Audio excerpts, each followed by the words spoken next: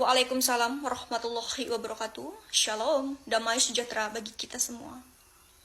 Mbak, saya mau tahu apa alasan Mbak bisa pindah keyakinan?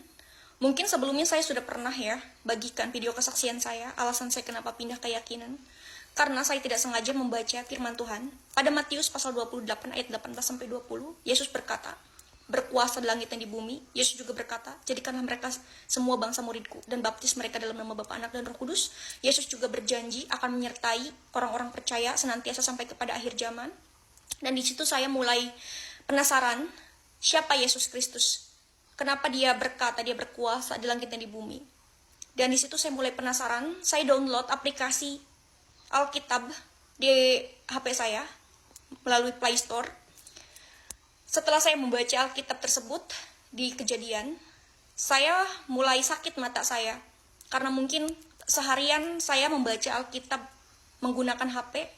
Dan di situ saya berinisiatif membeli Alkitab di gereja.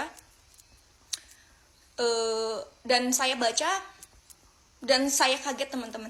Ya, saya sangat kaget, ternyata ajarannya berbeda dengan yang pernah saya ajarkan dulu di Islam. Jadi kesimpulannya, ya, Islam dengan Kristen itu sangat berbeda, teman-teman ya. Dan saya juga kaget, ternyata Yesus itu bukan Isa.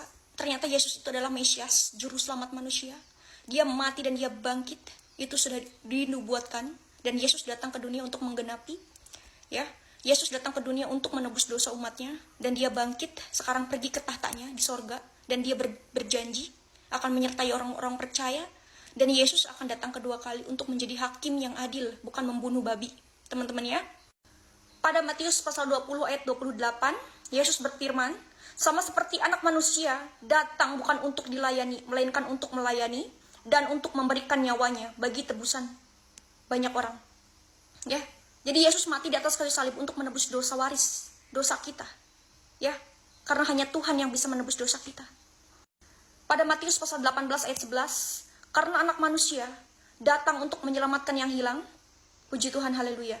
Dan Yesus juga berkata pada Yohanes pasal 3 ayat 5, aku berkata kepadamu, sesungguhnya jika seorang tidak dilahirkan dari air dan roh, ia tidak dapat masuk ke dalam kerajaan Allah. Kita harus dibaptis, itu penting sekali. Baptis adalah materai di mana kita sudah ditebus oleh darahnya yang kudus.